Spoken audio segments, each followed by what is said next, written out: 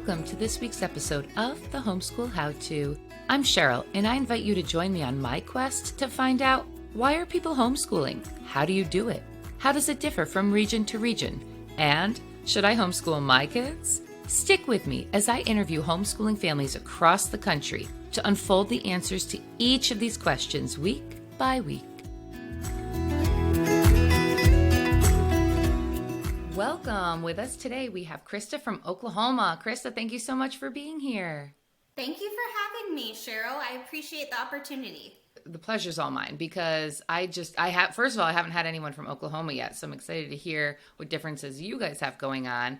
But also, you're just like a breath of fresh air. You're so excited to talk about the homeschooling, and I think for a lot of moms, it's like fun and exciting at first, and then you get kind of into the weeds, and then you're like, I need a pick-me-up. So we need you to be that pick-me-up today. So why don't you start by telling us, how many kids do you have and what are their ages? I have two daughters, and they are 11 and 8 years old. Awesome. And have you been homeschooling since the beginning? Yes, we have. We decided to homeschool when our oldest daughter was about a year old. That is when I had kind of my spiritual awakening and completely changed my life overnight.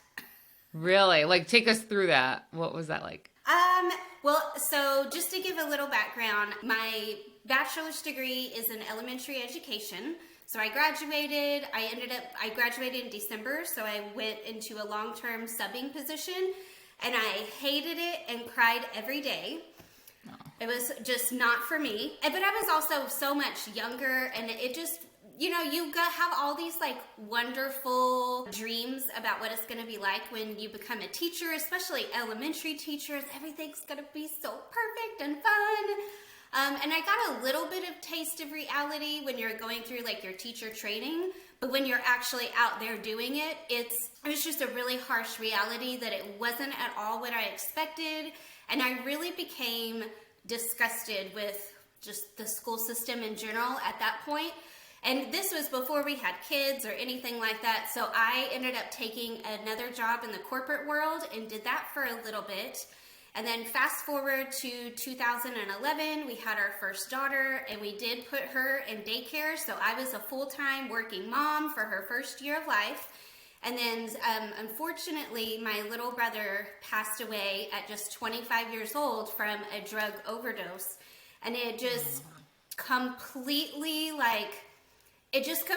rocked my world to where I literally came home from the first week I was back after his funeral, back to work, and told my husband, I do not care how poor we have to live. I can't stay away from our baby any longer. Like, I just immediately just was shaken, like, that your time is precious. I finally realized that I was letting someone else raise my daughter.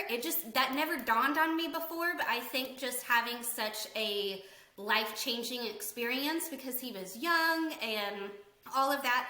So anyway, we changed some things, started staying at home, and then I was already thinking, I'm going to put her in like a private school, and that's when I'll go back to work, and it's going to all be just fine. So I started actually researching the private preschools around, and I just kept getting this thought in my head, like, why would I pay somebody else to do this when I totally can do this myself for like way less money, if like not for free? So that kind of just snowballed into, and I think that, when you have these awakenings, you're just so much more open-minded and conscious of your decisions. So I went to the library, and lo and behold, the very first homeschooling book I came across, which I totally feel like was meant to be, was Dumbing Us Down by John Taylor Gatto. And that was such a pivotal book for me to read because I had taught in the school system and I had gone through my teacher program. So every single thing I was reading, I just resonated with and was just like, this is the truth. Like, this man is just telling it like it is. And then I became obsessed with a lot of his work and wrote, I don't know if you've ever read like his letter that he wrote to his school board, but it just really completely opened my mind to the reality of the school system. So, I said, okay, well, I think I'm going to homeschool. And she was just a year old.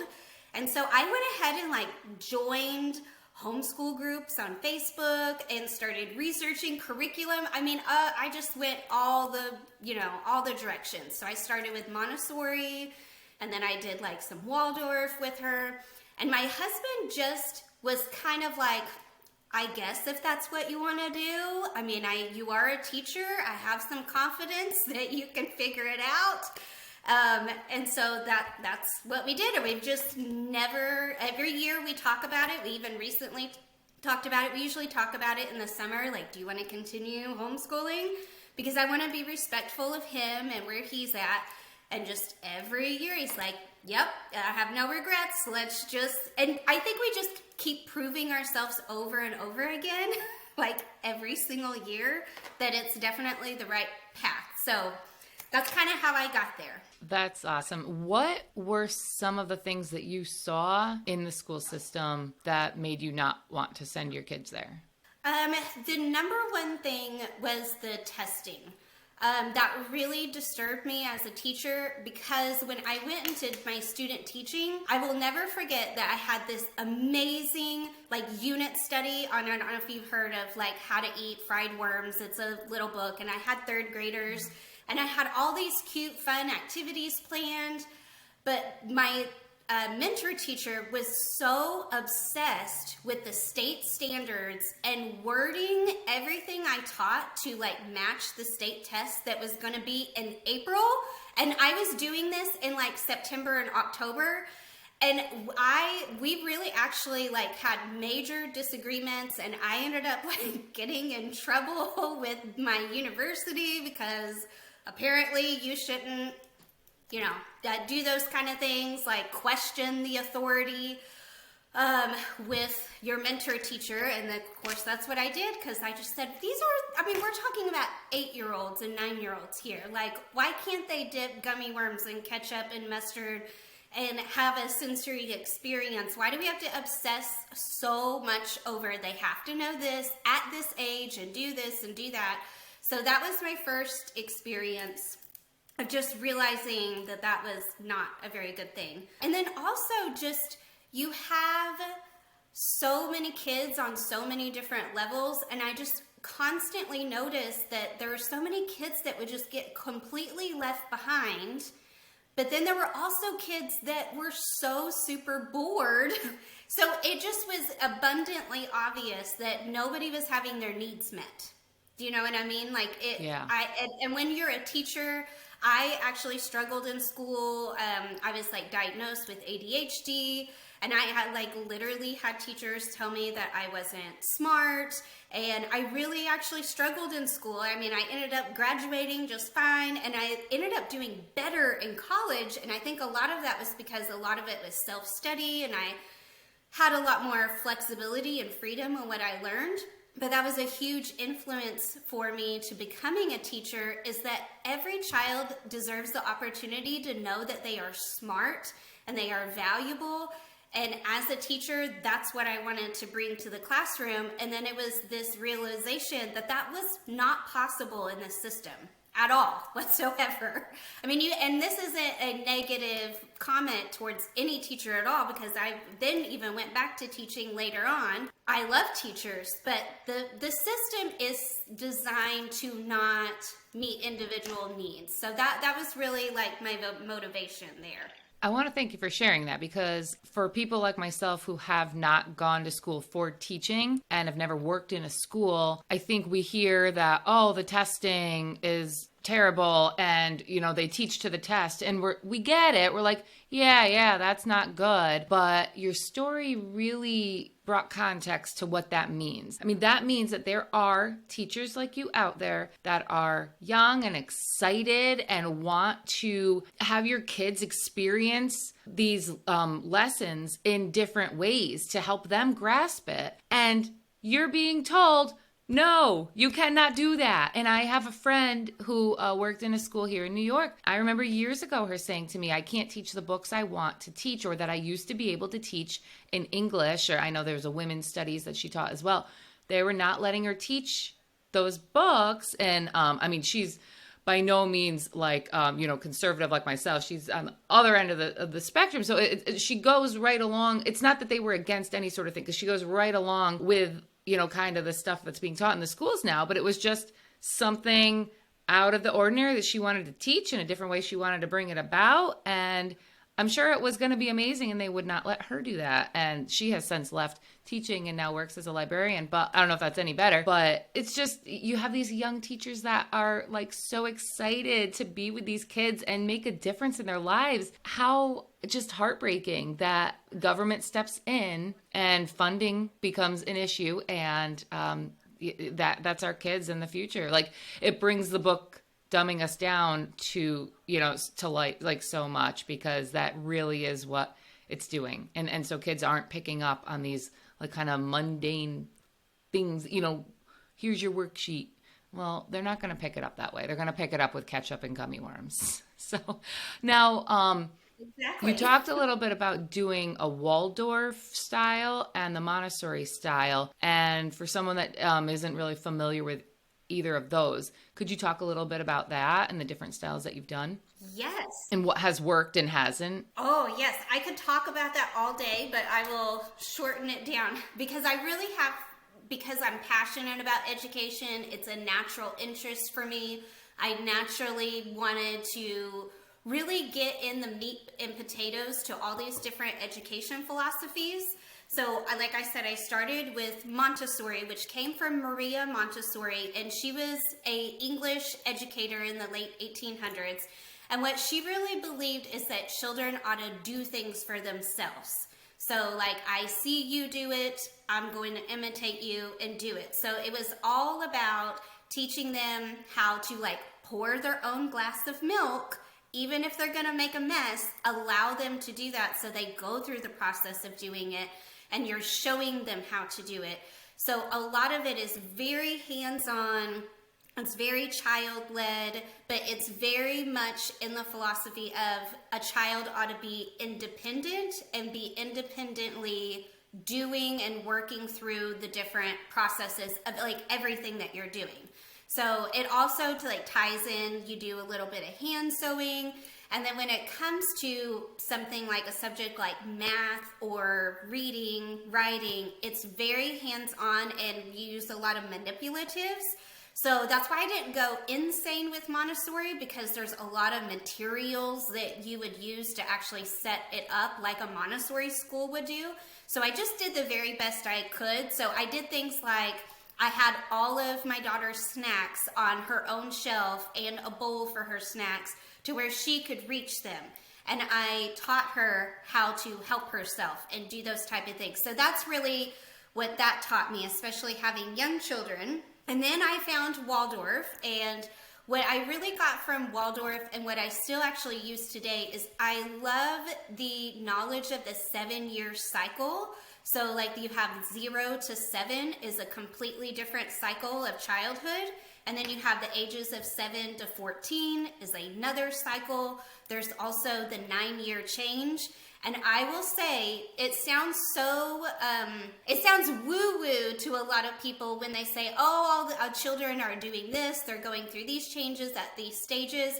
But I will say, now that I have children that are the ages they are, I have literally experienced all these things with them and have noticed that. So what's wonderful about the Waldorf method is that it's really a holistic point of view of education. So it's looking at the whole child, and it's very spiritually led, which that turns off a lot of people.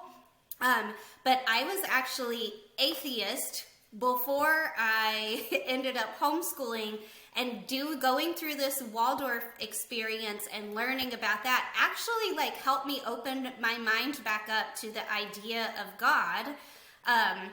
So I know I'm kind of backtracking here, but anyway, the Waldorf method is more for, it's very specific on the type of unit studies and stories that you bring to your children at those specific ages and stages to meet them where they're at spiritually. And I'm meaning that as a whole person. When you say spiritually, what is really going on in their mind? What is their connection to God and connection to the earth? And that's a lot of people think that sounds really woo-woo, but even now as a Christ follower, I still find so much value in what that has to teach. So I went from there and then went completely opposite and tried the classical method. And we did classical conversations for a little bit. And then I've also dabbled into Charlotte Mason, who I absolutely love as well. And we still do poetry tea time. I use lots of living books. So I have tried everything from traditional, and now I would actually call us eclectic unschoolers. You know, we kind of use a little bit of this, a little bit of that. I definitely have curriculums that I love, especially as a teacher. And then when I previously, the last 4 years, taught for a virtual charter school where I essentially helped parents homeschool their kids at home. And that's where I got to try a whole lot of different curriculums with a lot of different children. And all to say, every single family and child is so different that there's like really no one perfect curriculum.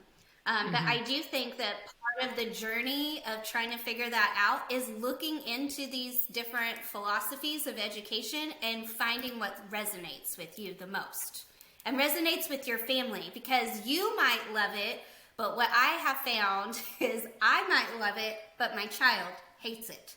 So you have to, really kind of pivot, be willing to pivot, be willing to reflect on that and move in whatever direction you need to go to meet their needs.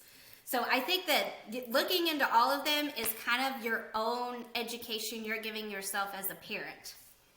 Yeah, and part of my goal on this podcast is to have people like you on that have done a little bit of everything and bring some, because I wouldn't want someone to waste time or money on buying curriculum from, say, a Montessori if like they can hear a little bit about it and be like, oh, that's not for us, so just little tastes of everything to kind of, because it's hard. I've gone through like, what curriculum should I get? And you go on the website. I've been on the Good and Beautiful website about 50 times, like put this in the car. Well, do we really need that? Put that in the car. Well, I don't know. Are we going to use it? And then it's like, well, do you need everything? Maybe we'll just do math. And then we can do the library for living books, right? Living books would be like books people have written that we can find in the library versus a textbook. Is that accurate? Yes. Yeah. Okay. Yeah, well, the living books are more like, so I say yes, because that is what Charlotte Mason in that philosophy, they actually use living books as their textbooks. So it would be like a history book from the perspective of like Benjamin Franklin, let's say. We just got done reading The Tuttle Twins and the Fate of the Future, book number 9 in the Tuttle Twins series for ages 5 through 11. What I love about these books is how it relates back to real life every time. The Fate of the Future has a fun story centered around the book The Anatomy of the State by Murray Rothbard. And even though it's a kid's book, I'm learning right along with my kids. The story in Fate of the Future centers around the importance of competition among businesses and how detrimental monopolies can be. We even related it back to our recent vacation to Maine and how we went out for ice cream to 3 different places. And because we had options, the ice cream parlors had to compete for our business by either lowering their prices or increasing their quality. Every time I read a Tuttle Twins book to my kids, it sparks the best conversations. And I always end up feeling like, wow, I didn't realize my son could actually grasp concepts like that. If you didn't catch my interview with Tuttle Twins author Connor Boyack in episode 24, you definitely want to go back and check that out. And if you'd like to get the Tuttle Twins books for yourself or someone else, please go to my link so they know I sent you, thehomeschoolhowto.com/Tuttle, and use code Cheryl40 to get 40% off ages 5 through 11 series plus more. You can use the link and code in my show's description.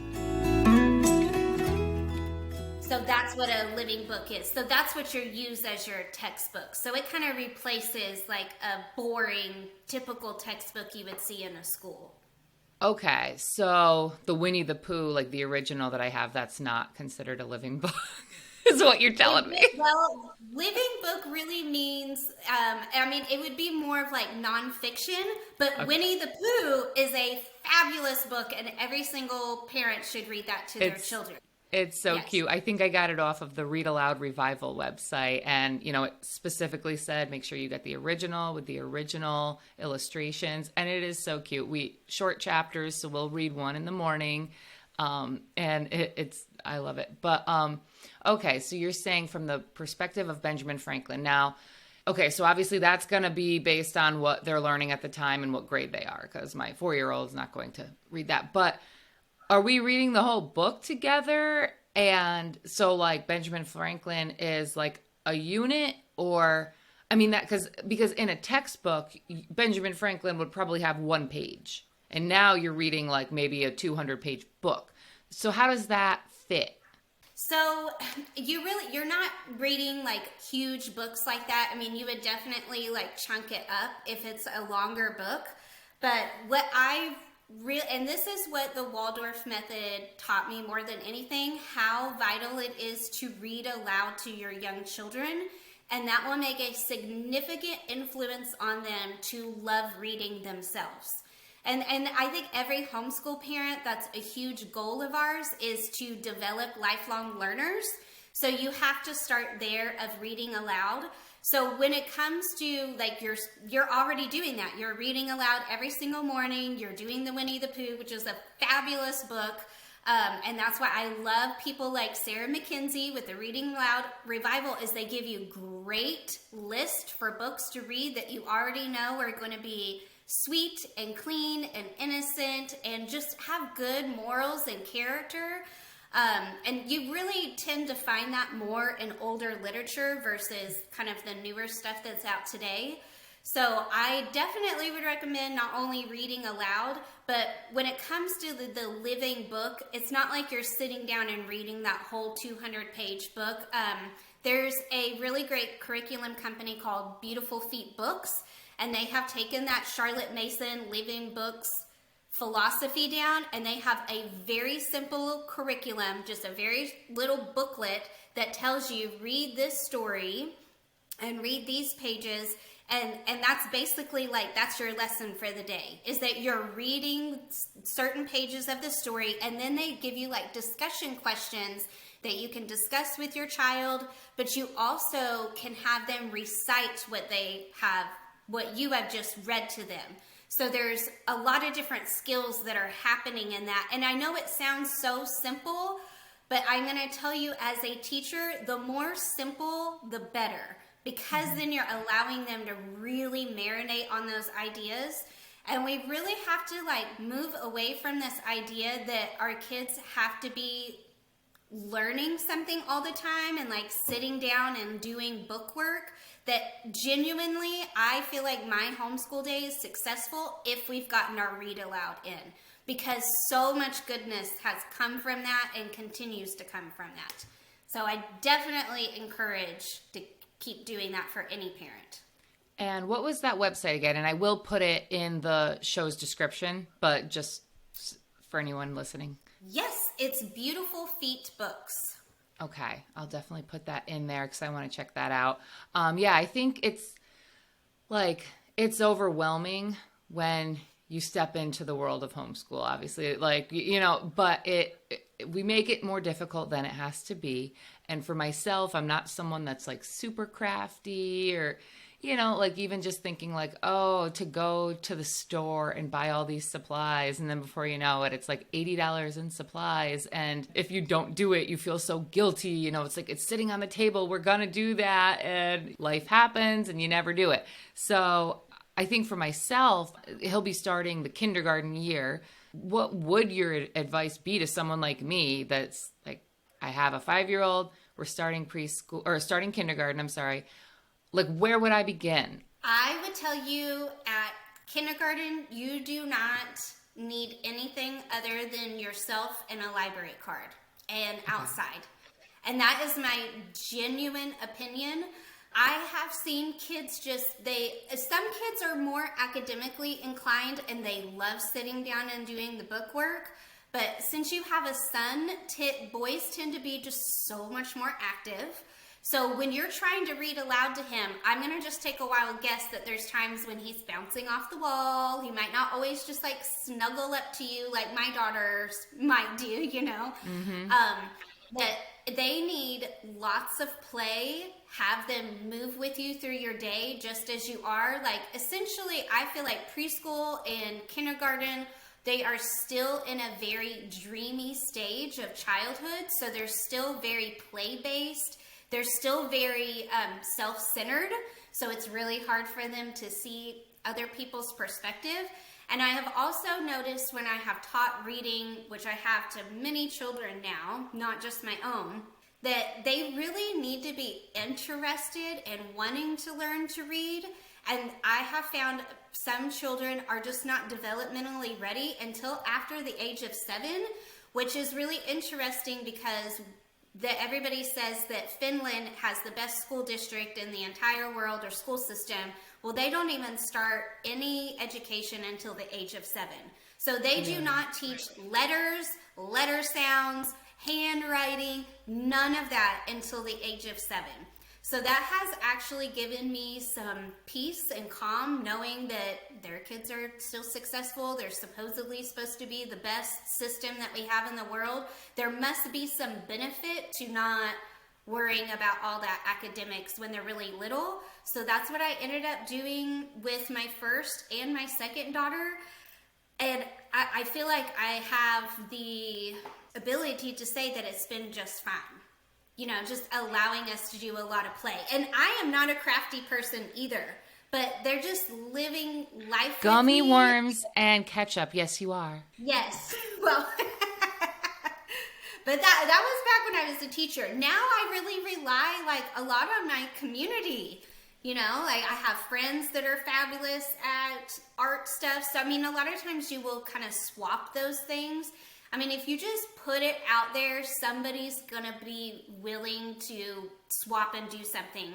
So that's something that I have really learned in myself, that it's okay that I'm not the crafty mom that knows how to sew and wants to do all these crazy crafts. But I have other people that have given my children ample opportunities to do that, and we still have like a whole shelf full of crafts. So just because you're not the one doing it with them doesn't mean they won't have those opportunities elsewhere. And what I'm really passionate about is I am a big reader. I have lots of books. So that's what I bring to my children, is what I'm really good at is reading good quality books. So that's what I do. And that might not be your strong suit or somebody else's. Homeschooling is about your family and making your family stronger and building unity with one another and living life together. But it's also giving them the space to become lifelong learners. And they learn that by seeing you pursue your own passions and the things that you're good at and enjoy doing. Yeah, that's so true. Because my son, somebody I had on the podcast recommended, the read alouds that are like on like a podcast, and they said that's perfectly fine if even if you're not the one reading aloud to him, if he's listening to a story on there. So I'm like, well, that's a better way to use the iPad. So he thinks he's really cool now. He's like, Mom, I'm going to go listen to my podcast, because he hears me talk about I'm going to do my podcast. That's so cute. It's cute. Like, I love audiobooks because sometimes you don't have the time to sit down and do the read aloud. So, yeah, audiobooks are fabulous, or podcast, or whatever. And I'll put the link for that in the show notes as well. Going back to what you were saying earlier about kids not needing to start the formal learning until age 7, I hear you and I understand that, but I'm going to tell you what's going through every person that's listening, their mind, as you say that. When my kids are, say, at grandma's house next to their cousins who go to a public formal education, and my kid can't read at 6, 7 years old, or doesn't know, 20 plus 20, they're going to be like, oh, look, she's homeschooling and the kid doesn't know anything. She's a failure. So how do we move through that? First, I think that you have to be really confident in your decision that you're doing the right thing for your children, which is not always easy because you are going to get other people's opinions coming into your life. And I think this applies to so many other things. So first of all, I would say, don't be judgmental of yourself. If you know that you're doing the right thing for your child, and as I said, some children are very excited to start academic learning, but many of them are not. They're still in that very dreamy phase, and allowing them to be creative and play a lot will allow them to develop skills and tools that those kids didn't get to develop by being in an academic setting. So I think we have to take a step back, and we have to let go of the idea that even school is normal for children. Yeah. Because it's still such a new idea that's put out there. And I don't know what the best way to say this is, but that just every child is going to be different. So when it comes to, like, we've had those kind of situations that have come about. Like, my oldest daughter didn't read until she was 8.5 years old. Well, now she's reading like way above a high school level. So, I mean, but I had to go through that process of people in my family being like, aren't you really worried that Brooklyn's not reading yet? Aren't you worried about this? Aren't you worried about that? And I just kept having this sense of, I know I'm reading aloud to her every day. I know that we're doing things. I know we're constantly talking about things. Like, I knew I was doing so much with her. And when I tried to teach her to read, she just wasn't receptive to it. She just wasn't ready for it. And when I finally just listened to that intuition and let go of what everybody else thought of me, and to just allow myself to not only judge myself or judge others, but to just be at peace with where we were at, there came the eventual time when she really was ready to learn to read, and it just happened, like literally overnight. Once we sat down and started learning it, her brain was ready. It made sense to her. There was no concern that she was like dyslexic or this or that, because it just flowed. And literally she went from sounding out little Bob books at 8.5 years old to like 2 weeks later reading chapter books. So I'm just here to say that it's not normal for people in the school system, but when you get in the homeschool community, there's a lot of us that say this. We let our children tell us when they were ready to read, then that's when we taught them, and now they won't ever put a book down. Like, my daughter brings a book every freaking place that we go. And other kids I meet her age like hate reading. So I'm like, well, I don't know what was better, waiting until she was ready to read or forcing it when she was 4 years old, like a school would. Yeah, I enjoy reading under the right circumstances, but I mean, right now with a 10-month-old, it is very hard. But because we co-sleep and I'm tired, so when we head down at 9:30, I'm just out.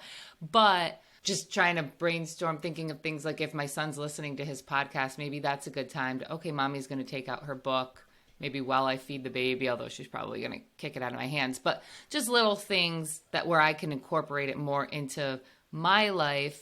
I like reading like when it's, I don't know, I guess I'm on like a balcony on vacation. That's my ideal. Yeah. Any other time I feel so like, let me read this. And then, you read a paragraph, then you have to reread it again. But that might just be because I have, small kids, things going on. And that's the season of life you're in. Yeah. Yeah. But having him see me do it, just like you said before, they want to emulate you.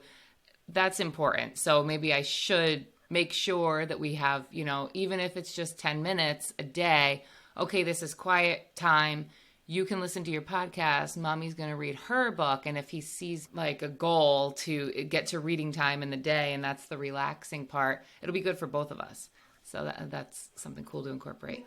Absolutely. I highly recommend a rest time for every single homeschool mom or dad out there, where you intentionally set your routine and your rhythm to your day, where you have a rest downtime so that you kind of have that break from your children, but it also gives you time to, do something for yourself. Yeah, I think I need a whole schedule of the week that would just really help me out. And this is the time you're supposed to be doing this. This is the time you're supposed to be doing that. And I know that's not good for everybody, but I feel sometimes you just feel like you're running around like a chicken with your head cut off. I keep saying I'm going to sit down and write out a schedule and make time for the play groups and that sort of thing. Do you guys do any of that sort of stuff, or do you rely on sports, or how do your kids kind of find friends and play? We've done sports.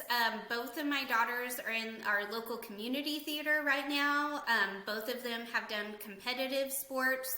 One of them did gymnastics, the other did cheerleading, and then there's lots of homeschool classes that they've done.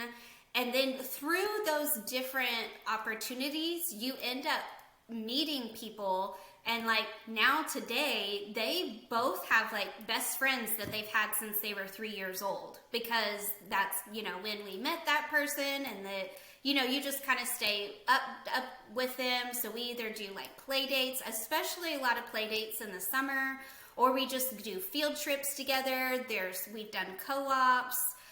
We've also just done like a wild and free type of outdoor co-op. I mean, there's just an abundance of opportunities. I have to say no to so many different things, and a lot of people are always worried about that socialization. Can they get in sports? Can they do that? Well, the reality is that our kids are actually out in the adult world with us all the time. And so they're having all of those as experiences, like going to the post office and the grocery store, or like we recently built our house last summer, so our daughters got to like literally build a house with us and Wow. actually do some of the work and the painting, but go to the Home Depot and talk to contractors. So for every family it's so different, because you really have to kind of take a step back and really think about what's important to you. For some people, they really want their kids to be in sports so that they can get a college scholarship. Well, there are, like here in Oklahoma, if you are still in the school district, even if you're homeschooled, most of the schools here, except for the bigger cities, will allow a homeschool kid to be part of that sports team. And then there's also like homeschool sport teams. And then you have, your regular like gymnastics gym that has their own team that they get to be on. So there's tons and tons of opportunities. You just have to first see what you're willing to do and the time commitment and budget that you have. And then on the other side, see what your child is interested in trying and what they want to pursue. And sometimes they might try it and hate it.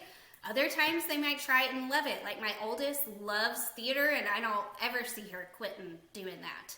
Oh. So just be willing to like kind of put yourself out there and you'll find stuff. Now, what are the reporting requirements like in Oklahoma for school? It is, we have homeschooling written in our state constitution.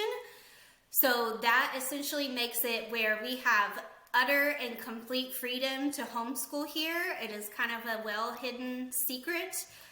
But what's really wonderful about it is that we have homeschool groups that go and lobby at our state capitol every year to ensure that continues to stay in place, because we want to have the flexibility and the freedom to like raise our own kids. Like that's kind of everybody's reasoning behind that, is that these are our children.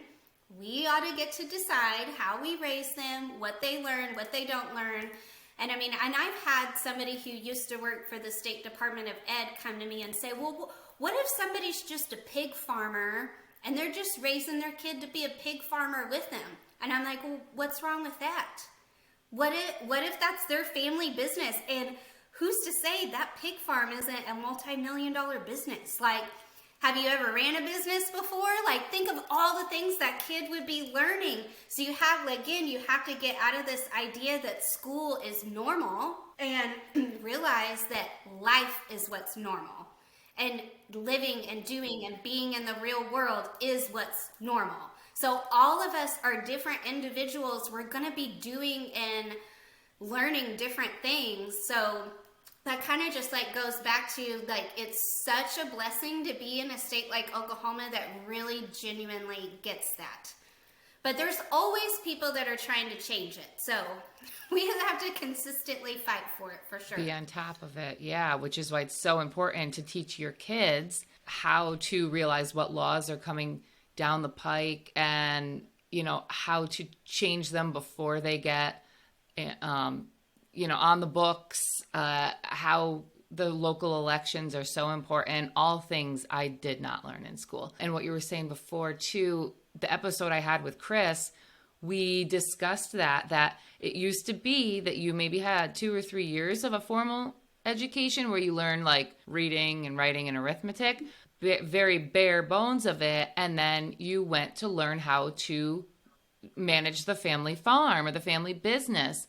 And that was back when America had a lot of family owned businesses. And yes, your kids did take it on, but that's wonderful. You're leaving them like a legacy to, a whole means of money. And yeah, okay, if they don't want to do it, whatever. It's not like you're tied into that. But think about a child growing up on a pig farm and a kid growing up in a public school. When the two graduate, who can survive on their own if they had to, if there was some crisis going on, if there was a virus and nothing was on the shelves at the grocery store? Who can survive? Well, the pig farmer can. So yeah, it is funny that someone said to you at State Ed, like, oh, God forbid they know things about growing animals and, butchering them and having food.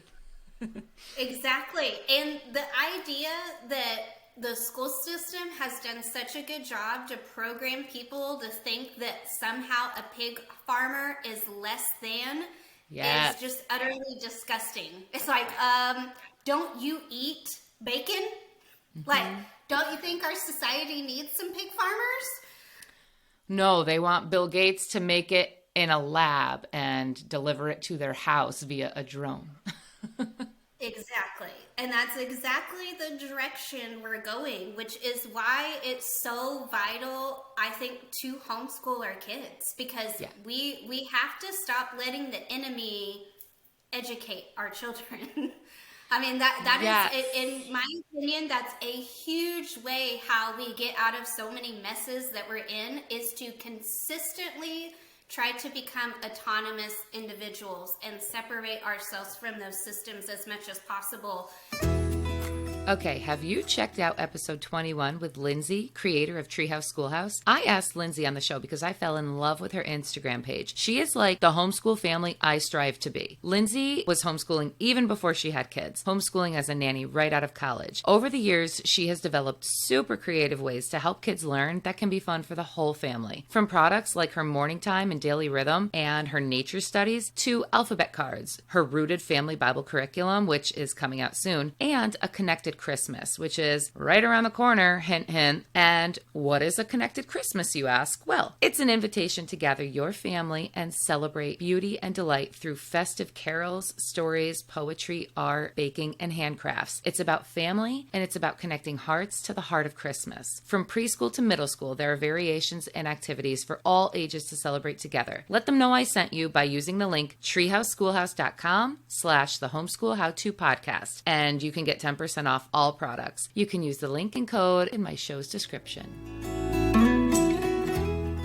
And the education system is, it's just a big programming machine. Now, how much of this do you let your daughters know about? Because I do find myself talking to my 4-year-old about government and how, there might be a couple good people in government, but as a whole, they are not there to protect us. But you can really get into the weeds on it. What do you let them in on? And what's appropriate for each age? So it's really, really hard. I will be honest, because I want them to know everything, obviously. But I also know it's not appropriate for them to know everything, because you still want them to be children. You don't want them to be fearful. But like when COVID happened, for example, and I'll just put this out there, we haven't vaccinated in like 12 years now. That was one of the things I had awoken to. And I'm very outspoken about that locally because I have been one of those people that advocated for us to have vaccine exemptions in public schools, even though my kids weren't in public schools. So being involved locally, you're going to kind of have some of these conversations with your children naturally. And I think that you have to remember to not make things like scary. But I know you also use the Tuttle Twins. The Tuttle Twins is a fabulous series to explain so many of these mechanisms because I don't think government is all bad. I mean, I think that it's more issues with the federal government and maybe even more on like the state level. But when you get down to the local level, so many wonderful positive changes can happen if you're really willing to work within your community. So that's what the angle that I have tried to take is that government isn't bad, but we still have all bad. But we have to take responsibility to take care of ourselves and just know that they don't want like what's best for us always because they're flawed people there too. Yeah. It's really, really touchy. Like now my oldest daughter is 11, so there's more conversations that you can kind of have like as she's easing into becoming more of a lady, having the conversations about taking care of her health and not just always following exactly like what a doctor says, that we have the opportunity to reach things or research things for ourselves. And I saw this really great podcast with, now I cannot think of his name, but he is the lead singer for Pink Floyd. But he was talking about his mother had always taught him to research both sides. So that is the angle that I have taken when I talk about these things, is that there's always two sides to everything, and it's really up to us to read, or watch videos or whatever, but to really gather the information from what every side is presenting and then make the decision for yourself on what you believe is the right path to take. So that's really kind of like the conclusion that I've come to, is that I don't want to scare them. I'm not going to be like some, you know, like prepper in the woods that everybody's out to get us and that the world is such a scary place and the government is this horrible, hateful, you know, machine. But it's hard, like when you're going through something like COVID, to not, you know, you're gonna make some of those comments under your breath, and they're gonna hear it, and I think just at the end of the day, you just have to say, well, Mommy has researched both sides of it, and this is really how I feel, and I'm gonna be honest with you about it, because we have to be honest with our children, because that's what's gonna allow that relationship to continue to grow and build the trust with us as time goes on. Yeah, and I think to piggyback on that, not just read or listen to both sides, but use your discernment, because as we've seen with COVID, someone can have an article published and it doesn't necessarily mean that it's true. It means that maybe pharma funded that, you know, study, and maybe the study, you know, in the article, it says that the study was successful, but then you find that they ended the study on day 8, and on day 9, all the mice died, you know? So it's like so hard that even when you read or listen to the news, that it can be influenced in a certain way. And I think that has been like the hardest part for me, because it's almost like, well, what's reading gonna get me? Because if it wasn't factual, you know, when it was published. And more recently, I was talking to actually Chris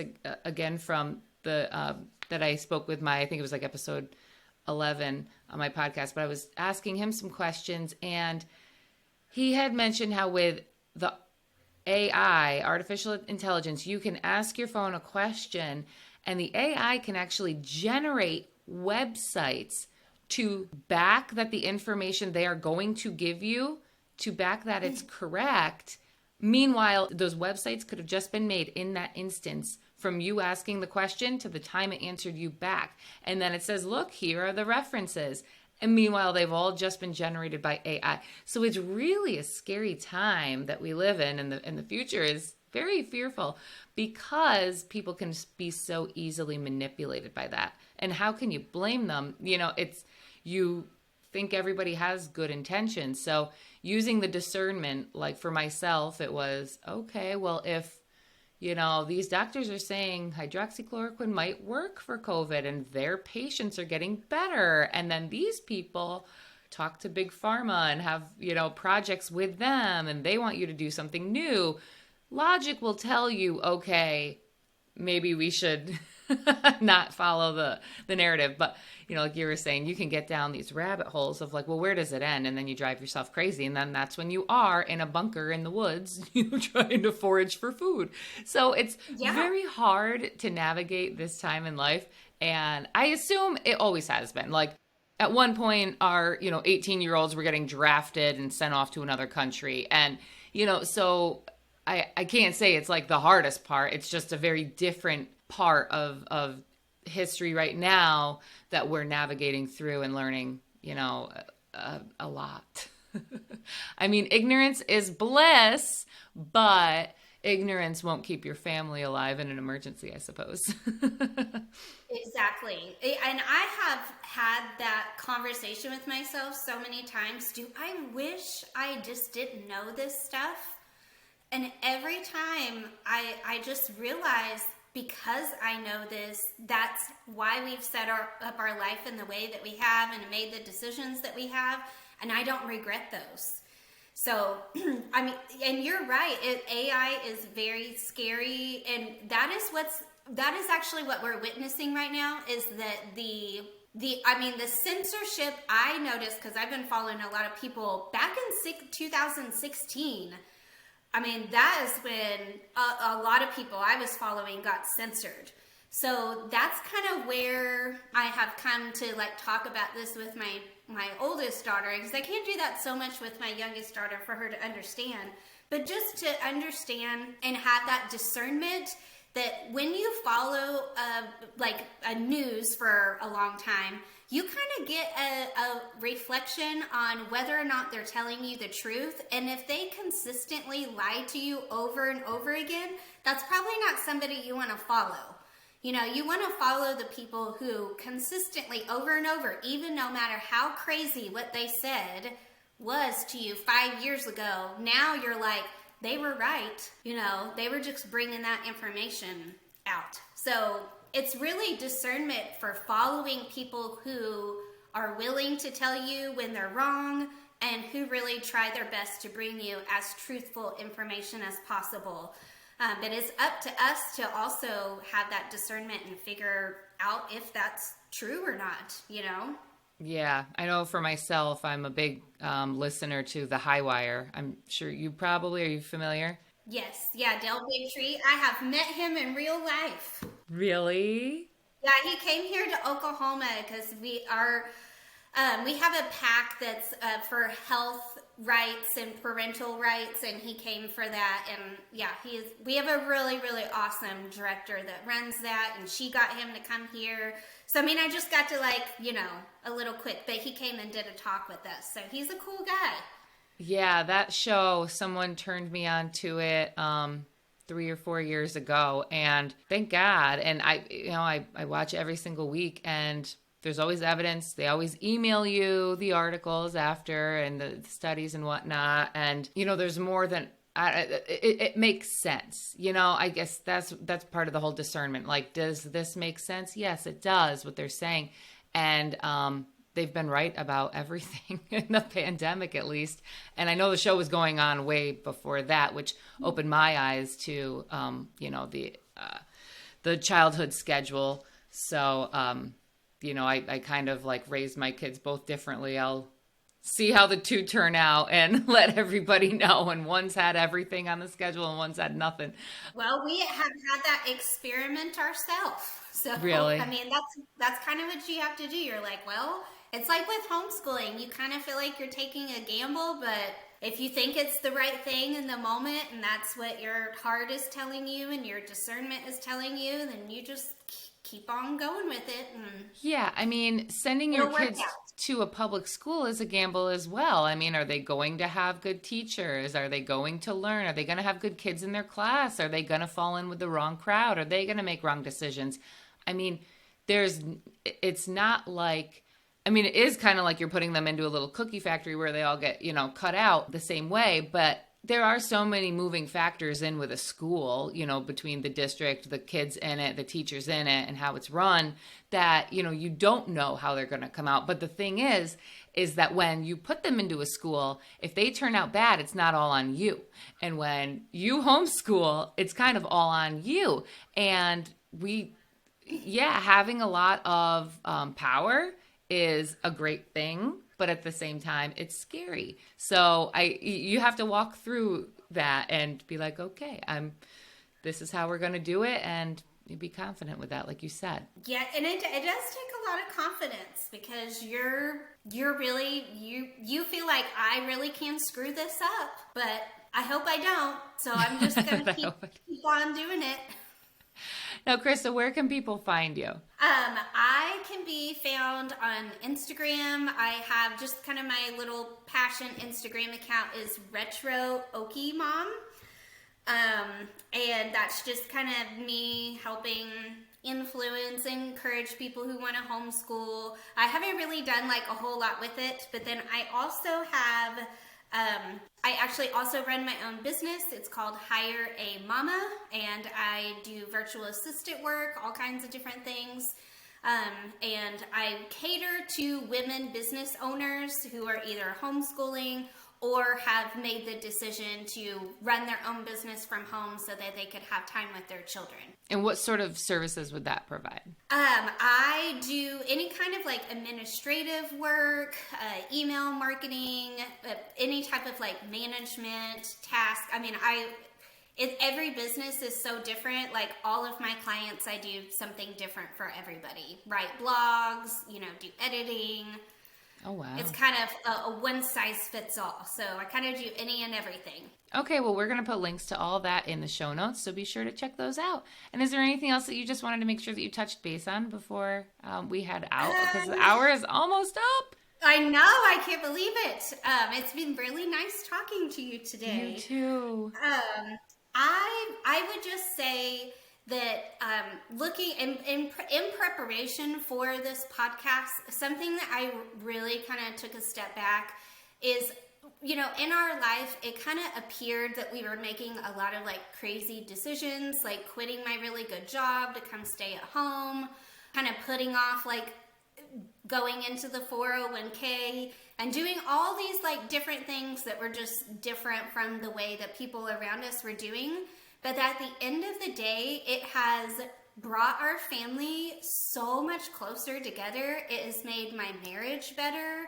It has made my relationship with my other family members better because I've had the time to do that versus where I was just like rushing here and there, being a full-time working mom outside of the home. And you can still do that in homeschool. But what I'm saying is that all of the sacrifices, now we're in like 12 years, have been utterly worth it. And I am so glad that I was willing to take the risk of making such a scary decision, because now I can't imagine our life any other way. Like I can't imagine rushing around and shuffling them off to school every day and not just getting to be with them. And your time is so precious with your children. If your children go to a school, you're losing immediately 16,000 hours with them. Wow. So by making the decision that you were going to take the very scary, risky decision of educating them at home, you are gaining a whole lot in that process, and that you can do it. It doesn't have to be perfect. It can be messy. You do not need to emulate what the public school system is doing or even what other people are doing in the homeschool community. What you really need to focus on is your own personal growth and being there for your children and helping them grow in their own personal interest and their emotional needs. I mean, it's just everything. You get to have the opportunity to do that for your children, and nobody on their deathbed ever says, I wish I would have had less time with my family, right? Yes. So that's really just the thing I want to encourage to everybody is, even on our worst days, even when my mom was sick in the hospital and we didn't do like school for months, there were still so many beautiful moments that we got to have because we were homeschooling. Yeah. Because we were homeschooling, my children have had the opportunity to live life with us, and I'm just so proud of that. So I really encourage people that the risk is worth it. It's scary. We're not perfect. And we're really kind of we're really in this new phase of homeschooling where people before were doing things much more traditional, where I'm noticing like the millennial generation, we're really kind of making the homeschool community evolve and doing things differently. Like way more people are unschooling and way less people are going the traditional route. So I will just say it's a super exciting time to be homeschooling because we're in like the meat and potatoes of everything kind of changing. And I think we have a grand opportunity to make such positive impact for the future. Oh, that is awesome. I'm happy to be a part of it. Thank you so much for coming on today. I love this talk. Thank you, Cheryl. I was happy to be here. Thank you for tuning in to this week's episode of the Homeschool How-To. If you've enjoyed what you heard and you'd like to contribute to the show, please consider leaving a small tip using the link in my show's description. Or, if you'd rather, please use the link in the description to share this podcast with a friend or on your favorite homeschool group Facebook page. Any effort to help us keep the podcast going is greatly appreciated. Thank you for tuning in and for your love of the next generation.